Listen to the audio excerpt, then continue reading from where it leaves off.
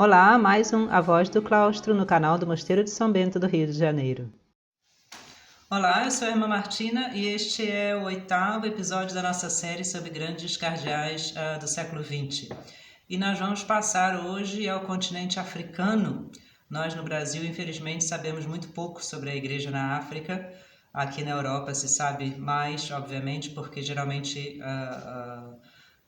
enfim, né, as pessoas da Igreja da África vêm à Europa para estudar, passam aqui tempos, ou em Roma, ou em outros países, mas no Brasil a gente conhece bastante pouco essa igreja, que é hoje em dia, provavelmente a gente poderia dizer com certeza, a igreja mais dinâmica no mundo inteiro. A Igreja da África cresce rapidamente, o número de vocações é enorme.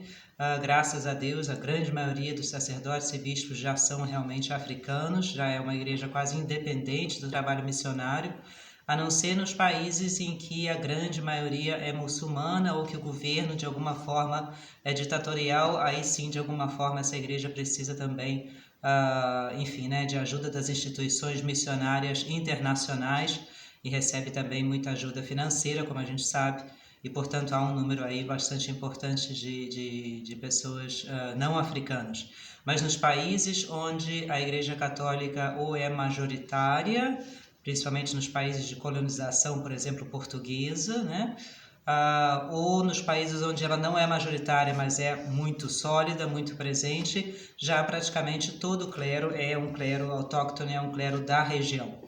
E a partir então da década de 50, 1950, 1960, a gente começa a ver as primeiras presenças, vamos dizer assim, africanas no colégio de cardeais, né? Enfim, no próprio Vaticano, em Roma, como membros de alguma congregação, como membros de algum dicastério romano. E a gente vai falar hoje do cardeal que é chamado geralmente o príncipe africano.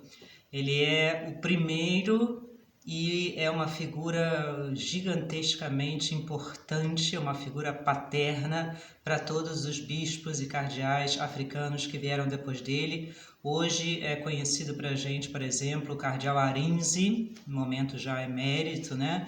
O cardeal Sara, ou o cardeal Napier, por exemplo, da África do Sul, são grandes nomes da igreja africana, e todos eles têm nesse cardeal que a gente vai mencionar hoje uma figura de pai, ou pelo menos uma figura de um guia, de um líder, alguém que é tido por eles assim como realmente um grande modelo do que é o caminho a seguir para um cardeal africano. A gente está falando do cardeal Bernardin, o nome dele é em francês, porque você fala francês no seu país, Bernardino para a gente, né? Gantin. Ele nasceu num país mínimo da África Ocidental, o Benin, é um paísinho muito pequenininho, perto, por exemplo, da Nigéria, que assim, é um país muito grande, né? Dos Camarões, que a gente conhece um pouco pelo futebol. E ele nasceu numa família já católica, inteiramente africana. O pai trabalhava na rede ferroviária. Quando ele nasceu, o país ainda era colônia, enfim, né, francesa. Depois fez a independência depois da Segunda Guerra Mundial. E ele já, enfim, pôde frequentar a escola, família pobre, tipicamente africana, e logo os professores, né, viram que ele tinha uma capacidade intelectual fora do comum. Ele, por exemplo, falava mais de 10 línguas, né?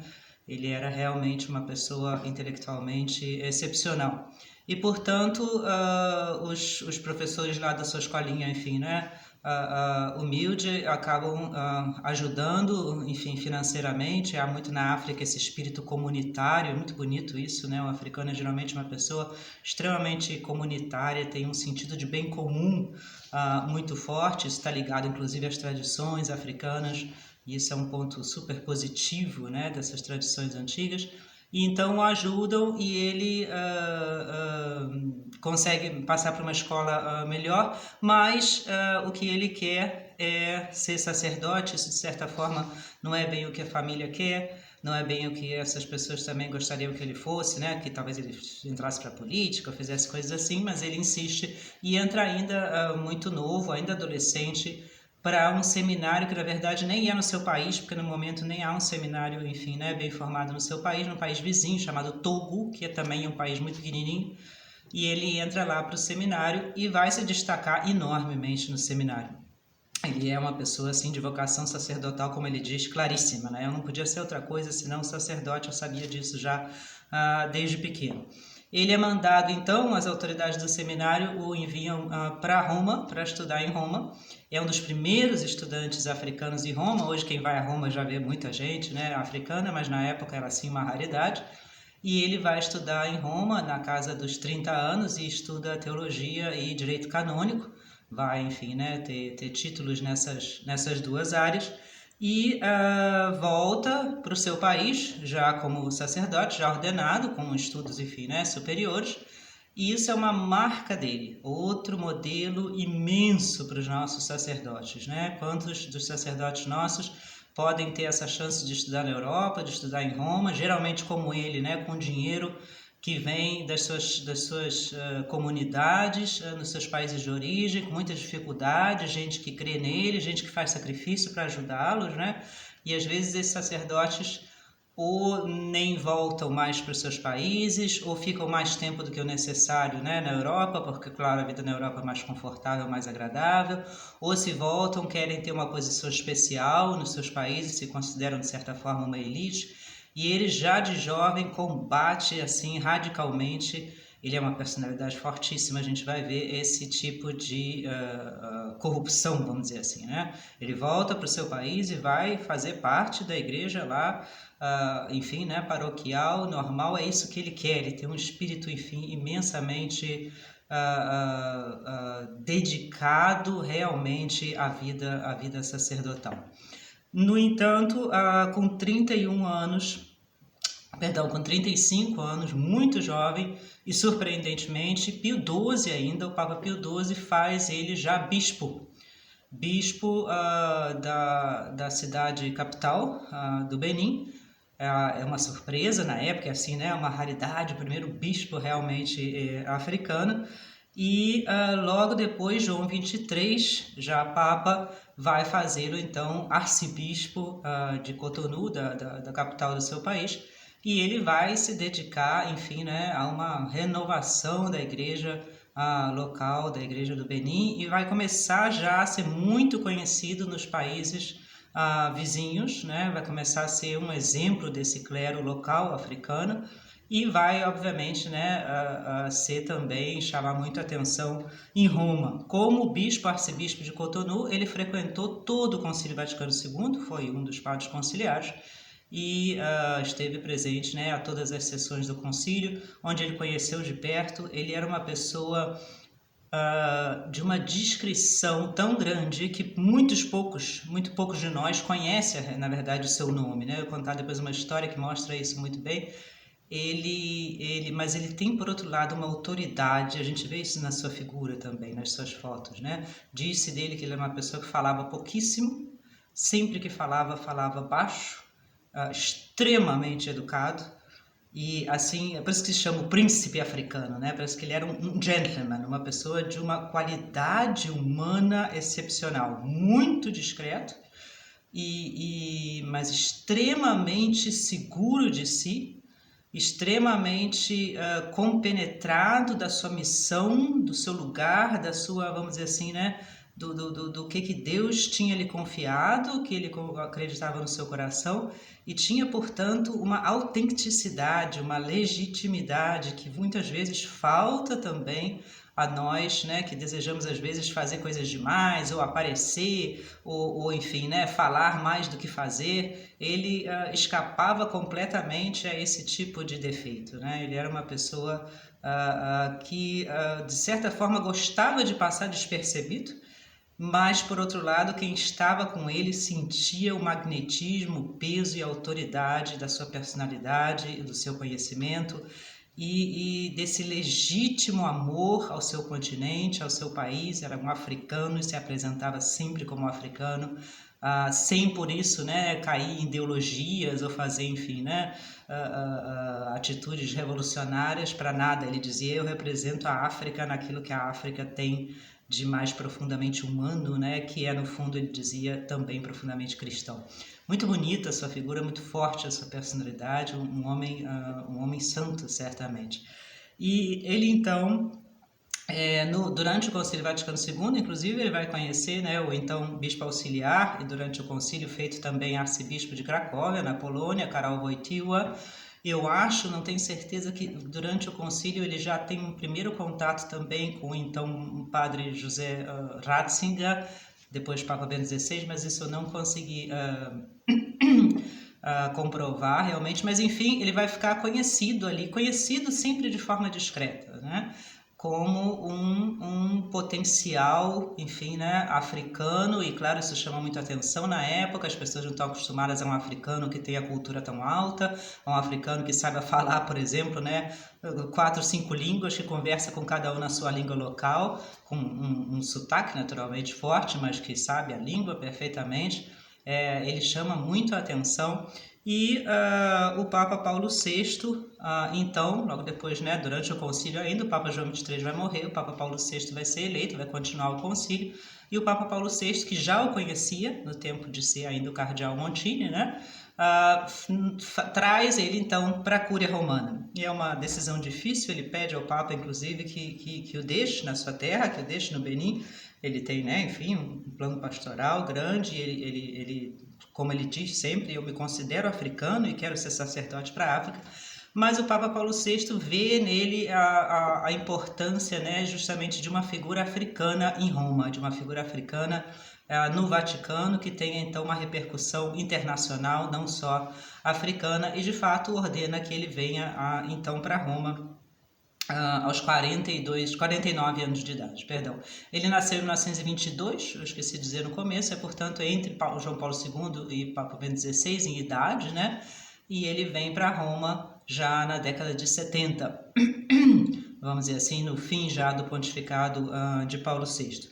Em Roma ele vai desempenhar inicialmente várias funções, todas elas funções de chefia, funções importantes. Por exemplo, em 1971 ele entra na Congregação para a Evangelização dos Povos, que cuida justamente, né, sobre questões importantes de evangelização no mundo inteiro. Em 1975 para o Conselho de Justiça e Paz. Em 1977, nos últimos anos de Paulo VI, ele é feito cardeal, ainda por Paulo VI, primeiro cardeal africano. Enfim, é uma cerimônia, né, para a igreja em si muito importante, cada vez mais essa universalidade, essa catolicidade da igreja, né, em todos os continentes. Curiosamente, ele vai ser a única nomeação feita pelo Papa João Paulo I. A gente sabe que o Papa João Paulo I, o pontificado dele durou 30 dias, né? Ele morreu de um ataque do coração, e ele nesses 30 dias não teve tempo de, enfim, né, de fazer nenhuma nomeação, de tomar nenhuma decisão desse tempo. A única foi justamente nomear o cardeal, então já cardeal Dantin, para, enfim, né, presidência do Concílio Pontifício Cor Unum, que é um conselho, né, um grupo pontifício que justamente lida com as relações interreligiosas, questões de evangelização, etc. Essa foi a única nomeação do Papa João Paulo I, foi com relação ao cardeal Dantin.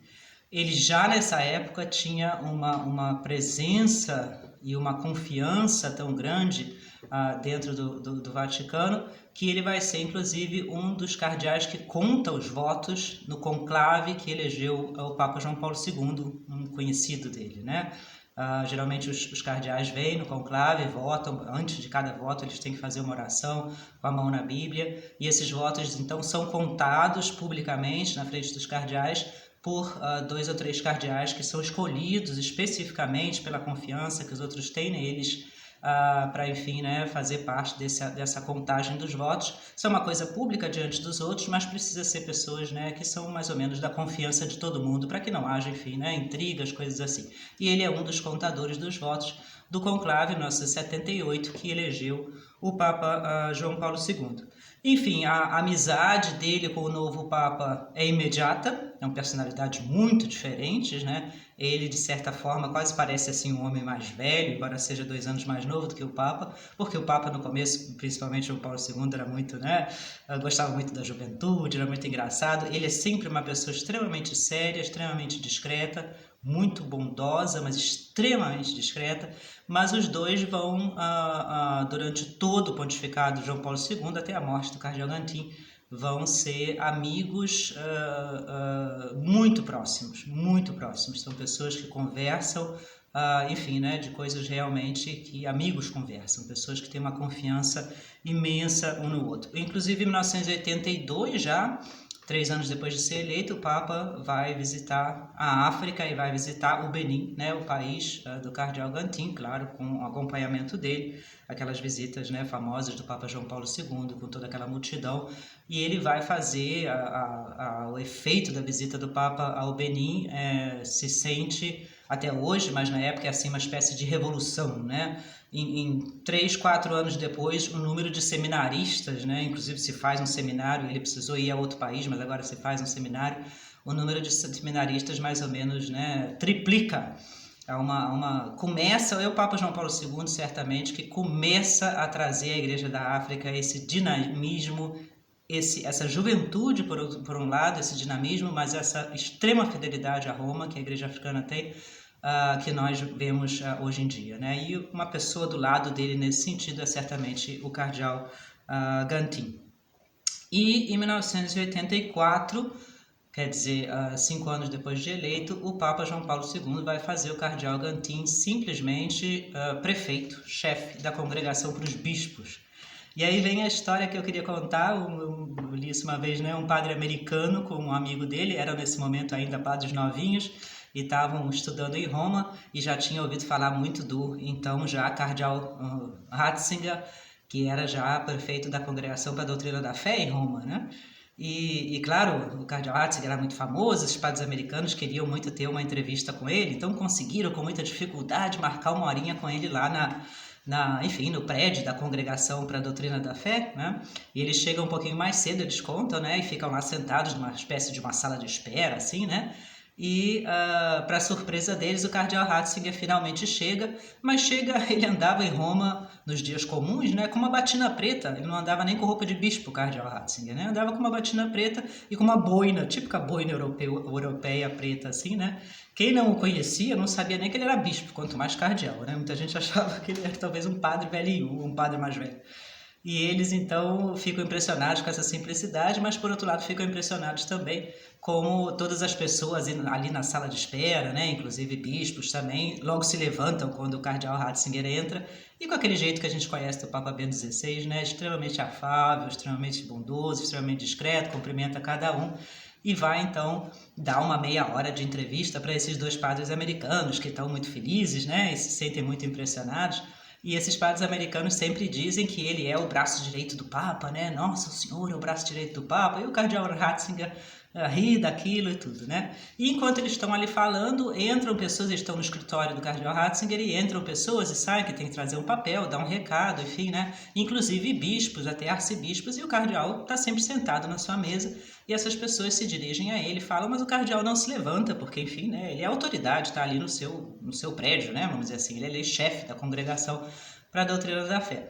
E, de repente, no meio da conversa, a porta, né, do escritório grande abre, e entra o que os americanos acham que é um padre africano, porque também está de batina, também, enfim, né, sem roupa de cardeal nem nada, e entra assim, dá um toquezinho na porta e entra porque queria trocar uma palavra com o cardeal Ratzinger. E eles ficam admirados de verem o Ratzinger se levantar imediatamente, né, sair de trás da mesa e lá apertar a mão dele.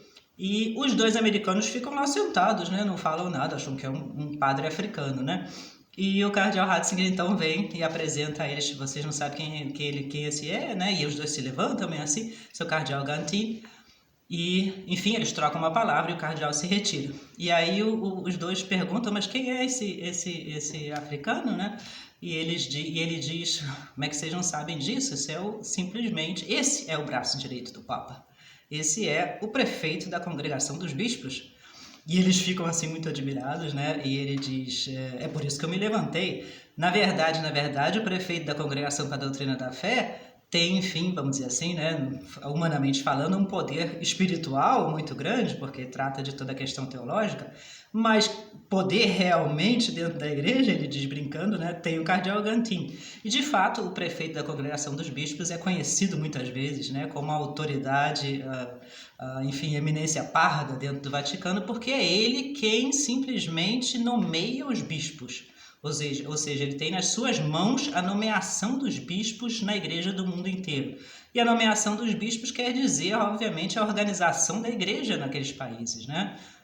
O Papa não consegue nomear os bispos pessoalmente, ele não consegue saber cada bispo, ele conversa, né, com o prefeito da congregação, a congregação tem vários funcionários também, algum bispo ou outro o Papa nomeia pessoalmente, mas geralmente isso tudo passa pelas mãos do prefeito da congregação dos bispos. E, portanto, é uma autoridade imensa. Esses cardeais que a gente comentou aqui, como o O'Connor, por exemplo, né, o Lustiger de Paris, passaram pelas mãos do Gantin para serem nomeados, né? E ele tinha uma confiança da parte do Papa e do cardeal Ratzinger, que era muito amigo dele também. Enfim, só para a gente mostrar a qualidade da pessoa, né? Ele passou 14 anos nesse cargo, e como ele mesmo falava, viajou pouco, ele tem várias frasezinhas dele assim, né? Ele dizia, por exemplo, né, na opinião dele, os bispos viajavam demais, que o lugar do bispo é na sua diocese e o lugar do cardeal é no seu trabalho, né? E, portanto, ele não é uma pessoa que viajava muito. Outra coisa é o Papa, obviamente, por causa da evangelização e tudo, mas enfim.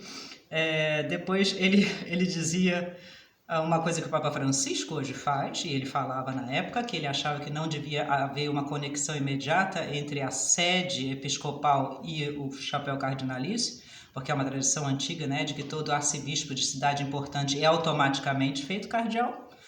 E ele diz que ele achava isso ruim, porque isso dá uma política eclesiástica muito grande, que o cardeal deve voltar a ser um título realmente de honra e não ligado a uma cidade específica. Isso é uma coisa muito, né, discutida, e ele já era a favor disso, que o Papa Francisco hoje faz claramente. E outra coisa que ele dizia numa entrevista, né, é pena, ele dizia, que isso na prática não é possível, porque, claro, aí se refere também à experiência da pessoa e ao povo de Deus e à organização da diocese, mas eu acho que seria muito melhor para o bispo, para a alma do bispo, que ele, em vez de começar numa diocese pequena e passar para as grandes, ele devia começar nas grandes e acabar nas pequenas, porque assim ele teria, né, aprenderia muito mais humildade e muito mais, enfim, né, dedicação ao povo de Deus. Ou seja, ele é uma pessoa de poucas palavras, mas de palavras incisivas, né, e ditas com uma autoridade, com uma experiência tremenda. Em 1993 ele foi eleito, porque isso é uma eleição também pela respeitabilidade, pela confiança, decano do Colégio dos Cardeais, que é mais ou menos o chefe dos cardeais. A gente lembra na morte do Papa João Paulo II que o cardeal Ratzinger era o decano do Colégio dos Cardeais, por isso que ele fez o enterro do Papa João Paulo II, a missa, né? Enfim, né? Do enterro e toda a parte do conclave. Antes disso, o cardeal Gantin tinha sido decano do Colégio dos Cardeais, quer dizer, a posição mais, enfim, né, de chefia, vamos dizer assim, entre os seus irmãos cardeais. O único não europeu que já teve na história, né, esse cargo. E em 2002, aos 80 anos, ele, enfim, já 5 anos depois da idade, né, de 75 anos, ele, enfim, então, enfim, né, renunciou ao seu cargo e pediu ao Papa que lhe deixasse descansar. Estava mais velho, inclusive. Ele morreu em 2008, já estava, enfim, né, mais adoentado. E o que ele faz logo que ele renuncia é exatamente o que ele sempre falou, né? Ele imediatamente arruma suas coisas, sai de Roma e volta para o Benin. Podia ter ficado em Roma, a gente sabe, os cardeais têm passaporte do Vaticano, né? Pode perfeitamente, muitos deles acabam morando em Roma. Ele deixa tudo em Roma, todos os cargos que ele tinha, tudo, enfim, né? A casa onde ele morava, tudo, e volta para morar no seu Benin, como ele sempre diz. Perguntam a ele, ele diz, ué, eu sou africano, tenho que morar na África, né? Essa aqui é a minha terra.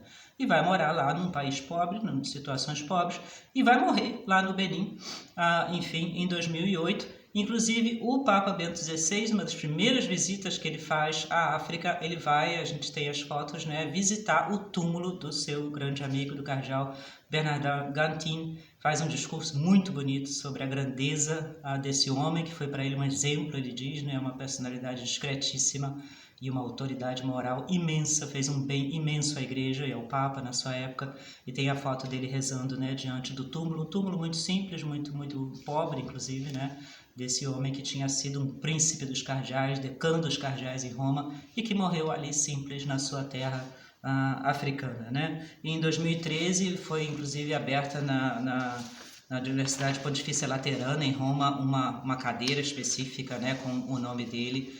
Ele é uma pessoa, enfim, que é um exemplo de virtudes humanas, uma pessoa que é excepcionalmente inteligente, teólogo, direito canônico, tem postos, né, altíssimos dentro da igreja e que não perde, no entanto,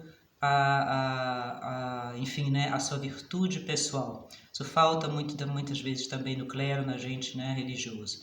Não é só o conhecimento teórico que faz a gente, né, ser fiel à igreja, mas é sobretudo a praticidade daquilo que a gente sabe ser a santidade, e isso ele é um exemplo magnífico, um homem legítimo e autêntico na sua fé, até o fim da vida, né? Provavelmente vai ser aberto um processo de beatificação para ele em pouco tempo, porque ele é realmente, assim, um grande modelo da igreja africana dos nossos dias.